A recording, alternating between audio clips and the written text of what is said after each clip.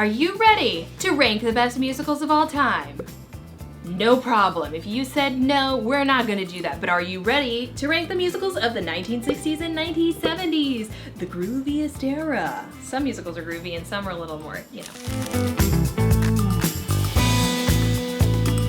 Hey friends, if you're new here, my name is Katharine Quinn. I work on Broadway. I live in New York City. I'm a 30-something. Last year I worked on Shucked and How to Dance in Ohio. This year I am working on The Great Gatsby, among other projects, TBD. If you hear a crunch, that's my son eating his stick.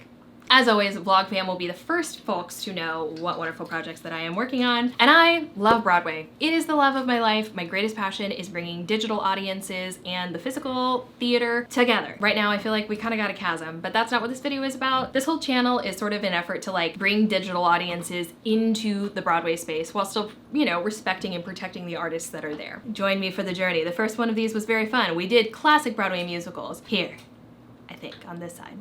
Am I right? Okay, great. We're gonna link it there. In this one, we're gonna rank the musicals of the 60s and 70s. It used to be, when I was growing up in the 90s, that it was like everything up until 1959 was golden era, was classic, and then everything else was contemporary. Well, 30 years have passed. I'm old now, I'm 34. And that's just too much to cover. 1960 to 2024 is double the initial 30-year period that we carved out for classic Broadway, okay? So that's just not gonna fly anymore. We gotta break this down to the 60s and 70s. We are gonna work backwards. These are the top 15 musicals of the 60s and 70s. I would love to compare lists, so leave your comments down below. Let's go. All right, starting at number 15. The sun will come out tomorrow. Annie. Sorry, I gotta. Charles Strauss, you gotta do it. Little Orphan Annie. I know, it's grating. It was on Broadway. It ran for nearly 6 years, okay? It's gotta be on here. Ran in the 70s. Opened in 1977 and ran for nearly 6 years. At the Alvin Theater, now called the Neil Simon. Here's the thing. Say what you want. It is charming. It's a classic, beloved by community theaters and school groups around the world. It is heartwarming. Grace Farrell is hot. Daddy Warbucks.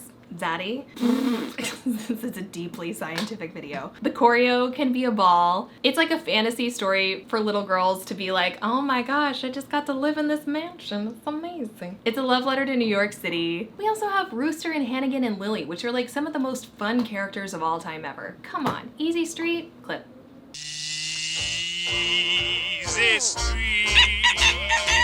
You gotta love it. All right, moving along to number 14. Bye Bye Birdie. We have to get the Charles Strauss musicals together. You know what I'm saying? They're buddies. I love Bye Bye Birdie. I think that Rosie and Albert are a ball. I'm really excited for the Kennedy Center production. Heard rumors. Gonna be a good time. Maybe it's announced by the time I post this video. At any rate, we got another sadder but wiser broad. Rosie takes no prisoners. Rosie is a bad I love her. We got put on a happy face, a lot of living to do, opportunities for incredible choreo. It is a show that is full of life. It knows exactly what it is. It is full of teen energy, and also some of it is genuinely hilarious. Another like genuinely funny musical comedy. Some of the kid business, a lot of the Hugo Peabody stuff, genuinely very funny and charming. All right, we're gonna move this along. We are moving on to 13. Hot take, Once Upon a Mattress. I know. Okay, this one got in there for sentimental reasons for me. For whatever reason, it was a show that I fell madly in love with in middle school, and it just never left my own personal canon of love. If you are a fan of Shy, I confess that I'm shy. If you are a fan of Normandy, for whatever reason, this is Mary Rogers' one big hit. I love this show. I find Winifred immensely charming. I find Prince Dauntless immensely charming. Queen Agravarian, fierce and annoying. It's a charming show. I'm sorry, not sorry. I did not get to see it at City Center. I heard it was very delightful, and that is truly exactly what Sutton Foster should be in. Number 12, we've moved on to a little classier situation. We've moved on to Follies. These are my Follies arms. You're gonna love tomorrow. You're gonna be with me. This is her first Stephen Sondheim appearance. Well, we got West Side Story in my last video, linked up here. This is the first Stephen Sondheim appearance in the 60s and 70s list. Spoiler, not the last time. I love Follies. A lot of folks feel it is one of the hardest Sondheim shows to mount. I understand. And also, I saw the National Theatre production in London, and it was... But Follies is a show that I love deeply enough that even when I see a like more flawed production, which a lot of folks felt that way about, I don't know, the 2012 revival on Broadway, I still loved. We've got Waiting Around for the Girls Upstairs.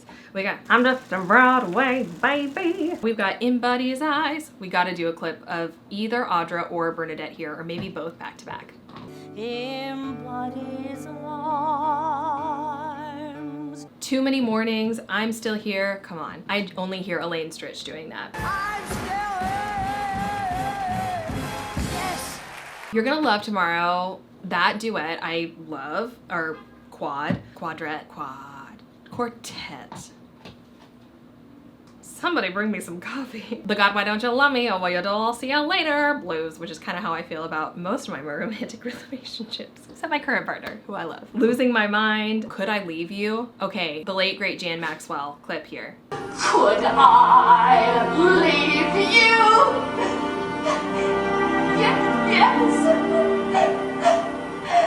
Yes. But also Donna Murphy.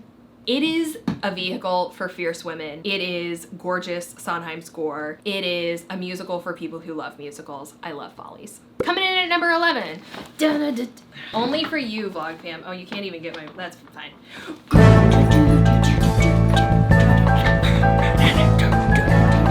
I think that's all I remember. Dun, dun, ga, ga, ga, ga, ga, yeah. Didn't know you were gonna see that today. Come on. Chorus Line was groundbreaking. Chorus Line broke the mold. Chorus Line gave a voice to the ensemblists. As a longtime ensemblist, I will never not fight for the ensemble. I will never not watch the ensemble in a show. Now as a 34-year-old woman, deeply empathize with Cassie, love her, Donna McKechnie, Queen. We're gonna insert a clip of Jessica Lee Golden's Music in the Mirror.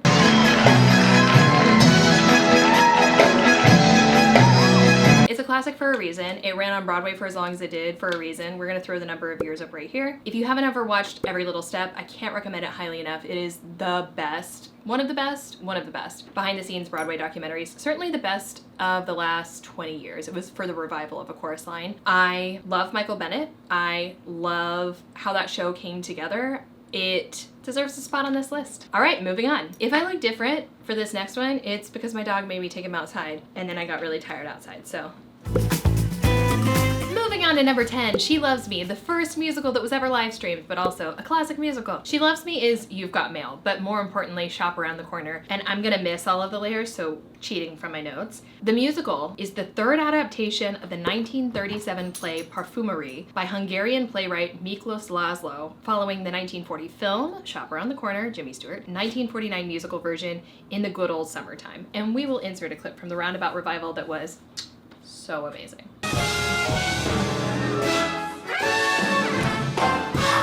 Also, my favorite David Rockwell set. That set was incredible. Also, Laura Benanti is perfect. We're gonna do one more tiny little clip here.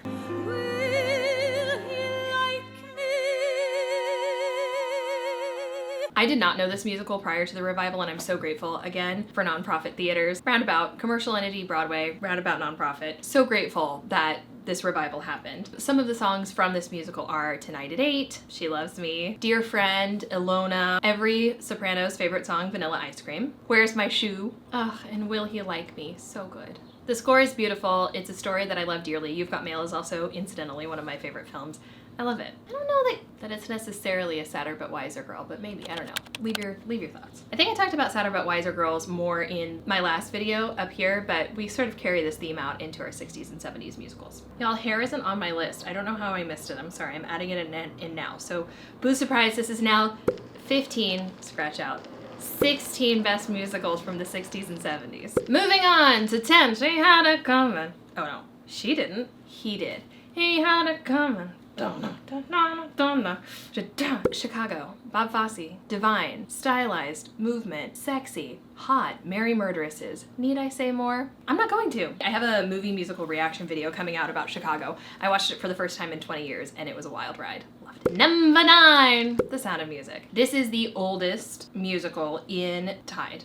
I have two 1960 musicals in here. If you want to take a guess, if you want to be really, really sneaky and smart, what do you think the other 1960 best musical contender was that's gonna be in this list? Leave a comment. The Sound of Music is a classic. Here's the thing, it's fine on stage, but the film to me is kind of it. This is about the Broadway shows, but I feel like you can't talk about The Sound of Music without talking about the film. It's one of the greatest, most classic films of all time. It's absolutely stunning. Julie Andrews and Christopher Plummer, but also the score is beautiful. It's a beautiful story. Raindrops on Roses and Whiskers on Kittens. Insert tiny clip here.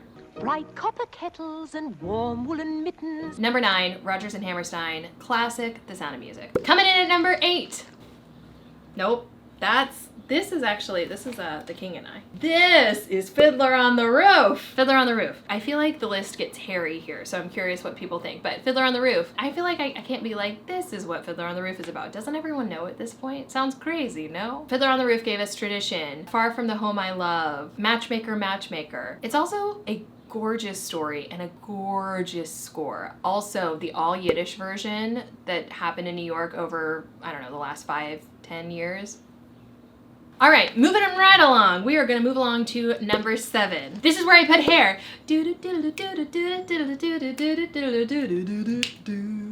I'm one of those people that I think what I'm humming makes perfect sense, and then other people are like, I don't know what that is. That was hair. That was those fierce trumpets doing those tight, hot thirds at the beginning, at the top of Aquarius. Hair is so cool. Hair is still so cool. That revival of Hair, what was that, 2012-ish? So cool. I saw it so many times. I also second acted it so many times. Kids, back in the day, there was this thing called second acting. You can't do it anymore. Back in the day, as a broke college student, I would just lurk around Schubert Alley. I would time it out. I knew when intermission was, and I would just sneak my ass on into the theater and watch the second act of a show. Never got caught. Anyway, watched the second act of Hair a lot. Also, went up on stage because they invited you up on stage at the end. It was very fun. Did that a few times without watching the show. Because they would open the doors at the back of the house. The actors would come through the back of the house, and I was always like, and then, I just helped myself right up on stage. It was very fun. I loved that revival. I love Hair. It is a classic. It is iconic. The Age of Aquarius and Donna and Easy to Be Hard. Just, it is a time capsule. It is, everyone I feel like should be producing it now. Like, it just, I mean, I don't know, maybe a couple of years ago would have been like the time to do it. It is youth disquieted. I love it. All right, moving on to number 6, something very different. Attend the tale of Sweeney Todd. Are you wondering why I'm not a performer? You probably are, because I'm such a good singer. Anyway, I love Sweeney Todd. I love the Demon Barber of Fleet Street. I wish that I had seen this at Barrow Street. If you don't know, I'll throw up some photos here. This had a production where they set it in a pie shop, and it was a bit more immersive and smaller and et cetera, et cetera. I had to have been out of town for a job or broke or not cool enough to know about it. I don't know how I missed this. I'm very sad that I did. It was in the year, and it was so good, evidently. New York Times review. And I'm very sad that I missed it. I'm obsessed with this score. I love the video of like Emma Thompson and the piano being kicked over. If you haven't seen it, tiny clip here.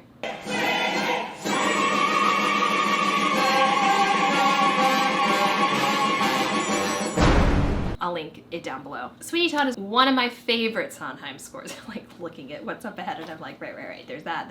It gives us Not While I'm Around. It gives us, oh, Pretty Women. It gives us A Little Priest. I mean, it is madcap, it is twisted, it gives us dark comedy musical theater, which we don't really get that often. It is weird, unabashedly. It's fantastic. Musical theater is for weirdos, and Sweeney Todd is a great musical for us. Coming in at number 5, another Sondheim classic, Company. This is interesting. I know, hot take that coming in above Sweeney Todd, and I don't know that I actually feel that way. It's just that I loved the most recent revival so much. Are you noticing a theme here? And I liked the revival of Company a lot more than I liked the revival of Sweeney Todd. And that impacts things. That's the only production of Sweeney Todd I've seen, ever. Other than like the film, which I thought was really aesthetically beautiful. Also Helena Bonham Carter. Again, I wish I could have seen the Barrow Street Sweeney Todd. But this most recent revival of Bobby, like Bobby with a male Bobby, respectfully, bored. Never want to see it, ever. I've seen it before. I never need to see it again. Female Bobby makes perfect sense. Ovaries on alert at 35 makes perfect sense. Societal pressure at 35 for a woman versus a man makes perfect sense. I loved it. We should have had bisexual Bobby. I maintain that one of those suitors should have been a woman. It's crazy. Bobby is clearly bi. However, that was just such a sensational revival that I can't divorce my feelings from those productions that I've seen. So that's what I'm gonna say about that. Company, of course, has given us Being Alive. You Could Drive a Person Crazy. It's a spectacular score. And the first concept musical. Definition here. All right, moving on to number 4, more Sondheim. Are you surprised? A little night music. I know, another hot take that we've got night music company Sweeney. Wow. I do have Into the Woods, but we gotta get to the 80s. Right. Next video. Night music is my favorite Sondheim score. Whoa, hot take. I love that it's all in 3/4, 6/8 time. I love how sumptuous it is. I love the, what do we call them? Lead singers. I think it is sexy. I liked the revival fine in 2012-ish. I have yet to see a production that I feel like just eats it. I would love to direct one outdoors and have access to really talented people. So if you'd like to produce it, I've got some great ideas. I just think the score is divine. Weekend in the Country is perfect. Liaisons is perfect. My favorite rhyme in all of musical theater, I will say that, is not even figs, raisins, liaisons. Steve, come on. That's so good. It's so funny. R.I.P. man. I love a little night music so much. It's beautiful. All right, moving on. This is tough. We've got the top 3. And I know we did all the Sondheim. We did the Sondheim already. Coming in at number 3. Hello, Dolly. Hello, Dolly. I know this is another hot take. Jerry Herman. Why Jerry Herman in the top 3? First of all, that man knows, oh my God. I forgot about MAME. I'm gonna put MAME retroactively at 12.5 between Chorus Line and Follies. Is that crazy? Okay, I'll put it below Follies. I don't agree with that actually. I put it above Follies. The score of Follies is superior, vastly. The book of MAME is so good. So this is now the 17 best musicals of the 60s and 70s. I'm sorry, I failed you. MAME has to be revived. We have to rewrite the book. I must work on the production. I have many ideas about who can play those women, which gets back to my point about Hello, Dolly, which is that Jerry Herman knew the indisputable fact that the most interesting person on stage is a middle-aged woman. What's happening in my brain currently is like, really the most interesting person on stage is anyone who has been othered. I typically want this person to not be a cis male. I would love for this person to be a person of color. I would love for this person to be a queer person. We'll get there as more shows, you know, cast people that way or highlight people that way. We don't really write roles for middle-aged women anymore. I don't know. There's something. Let's take a second. Mother in Ragtime. She isn't quite middle-aged, but a vastly interesting character. MAME is a fascinating character. Dolly Levi, a fascinating character. And I guess Dolly is like on the elder side of middle-aged, depending on how you cast it. Diana Goodman in Next to Normal. Women who have lived, there's something about it. Women who have lived and then invite you into their story is like catnip to me. It's so rich. I think largely because women have had to take such an observational position historically for so long, and there's so many like emotional Olympics going on. I don't know. For these reasons, and for the reasons of Thornton Wilder's Matchmaker, the story of Dolly Levi and her direct addresses to the audience break me. They break me. I loved that revival. It was perfect. I saw all the Dolly Levis. I saw Bette Midler twice, Bernadette Peters, and Donna Murphy. I love all of those women. None of them are gonna watch this video, probably. Come here. Donna Murphy was the best one, okay? She was the best one.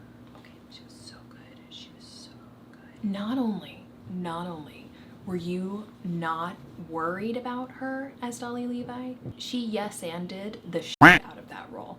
That woman optioned up. That woman was jubilant. That woman was a force. But all 3 of them, like, those women have lived, and they imbue Dolly Levi with that. And it is a gift to us all. Who doesn't want a musical theater dame? Who doesn't want the grande dame? Who doesn't want, that is the best part of musical theater. Besides that, another great score. Dancing is beautiful. Before the Parade Passes By. Sunday Clothes. That song perfectly encapsulates. It makes me mad. So good. That is the perfect song to encapsulate why musical theater is magical, and not because it does anything in particular. And yet, it is transcendent. Those harmonies, beneath your bowler brim, the world's a simple song. First of all, let's talk about those lyrics. A lovely lilt that makes you tilt your nose. Like, just poetry. That doesn't happen very much anymore. The little resolution and, I don't know, baritone or tenor line. It's just... That makes you feel brand new down to your toes. The beauty of musical theater. Are you glad you came to this TED Talk? The beauty of musical theater is humanity on stage. The beauty of musical theater is also humans being larger than themselves. It is Olympic. I think that Broadway performers are Olympians. It is athletic. It is superhuman. The feeling of collective humanity is transcendent. Music is church. When you combine all of those together with lighting, with costumes, with whatever, and you're joined in a space with people where there is glorious music and every part of the production is on the same page, telling a stunning story, and we're on the ride, and you hit Sunday close. And it's literally just like the simplicity of those little PK walks across the stage 2 by 2. I will answer a little bit here.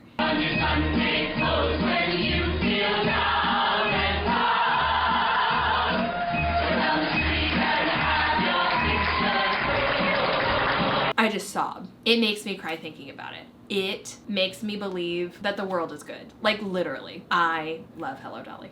And I loved that revival. Also, that recording is pretty perfect. The music direction was also infuriatingly good. Let's take a second to talk about that really quickly. It's just daringly slow. It was so thoughtful. I'm gonna speak a moment of slander. The Funny Girl revival. It felt like we were just bulldozing through that score. Okay. And I'm sorry if you music directed it. I don't remember who music directed it. And maybe it was just the conductor that night. And who knows, maybe he needed to go to the bathroom or something. You know? You never know. The difference of care in those two scores was like a world apart. And it made a monumental difference. And it felt that way every time I saw the show. Like over the course of its run. It's like a Tuesday night still. Heaven. That's enough. I love Hello Dolly. Moving on to number 2, Cabaret. Come on. One of the greatest stories in musical theater. We're getting yet another revival of it. It isn't my favorite revival. I saw it in London. I enjoyed it fine. I love the experience of entering the theater, but then once I was in the show, it wasn't the best production of Cabaret I've ever seen. I loved the 2001 transfer, Donmar Warehouse transfer. I also loved regional production, Dallas Theater Center, 2011, Joel Farrell, so incredible. The score is canon. It is devastatingly relevant. It is like almost a psychological thriller in some ways. It tricks you. It is manipulative in the best way. It allows for inventive narrative choreography. It's like a perfect show. Number 1, how can you beat that? And listen, depending on the day, I could have swapped some of these. But number 1, if you ask me my favorite book of any musical of all time, the answer is Gypsy. That is the perfect book of a musical. My favorite stage direction in any musical of all time ever is Her Face Alive with Fight and Plans and Happiness. She roars into a violently joyous song about how great everything is going to be. Everything's coming up roses.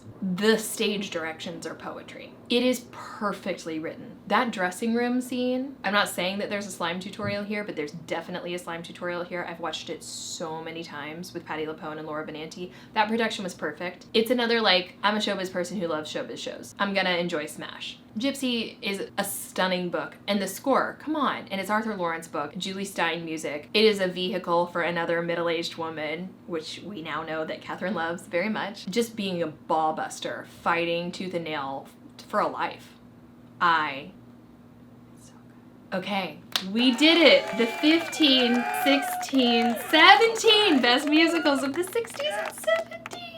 We got there. Friends, thank you so much for watching. As always, if you enjoyed this video, first of all, I want to know your thoughts down below. Second of all, hit that like button. It means a lot. It really does. It lets the YouTube algorithm know what wonderful humans to push this video out to. Also, make sure that you subscribe, hit that notification bell. I post new videos every single week, nerdy musical theater content, etc. I also invite you to follow me on Instagram and TikTok at It's Katharine Quinn. As always, thank you so much for watching. There's more to come, and I'll see you next time. Bye.